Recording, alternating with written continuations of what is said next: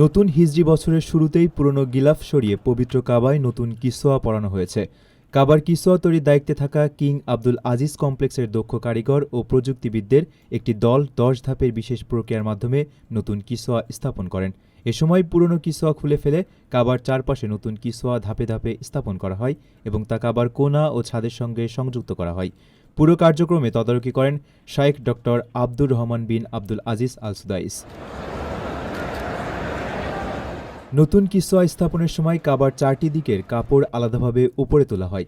এরপর তা পুরনো গিলাফের উপর বিছিয়ে বেঁধে ধীরে ধীরে নিচে নামানো হয়। একই সঙ্গে নিচের অংশ থেকে পুরনো গিলাফ সরিয়ে নতুন গিলাফ স্থাপন করা হয়। ৪টি দিকেই একই প্রক্রিয়া অনুসরণ করা হয়। সব অংশ স্থাপন শেষে কিসওয়ার বেল্ট বা হিজাম সেলাইয়ের মাধ্যমে সংযুক্ত করা হয়।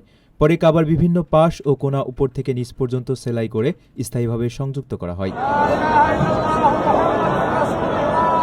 দীর্ঘদিন ধরে পবিত্র হজের দিন অর্থাৎ ৯ জিলহজ আরাফাতের দিন কাবার গিলাফ পরিবর্তন করার রীতি প্রচলিত ছিল।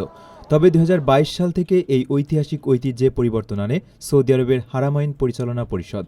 হিজরি নববর্ষকে আরও স্মরণীয় করে রাখতে হজের দিনের পরিবর্তে পহেলা মহররম গিলাফ পরিবর্তনের সিদ্ধান্ত নেওয়া হয়। এবছরও সেই ধারাবাহিকতা বজায় রেখে পবিত্র কাবার গিলাফ পাল্টানো হলো।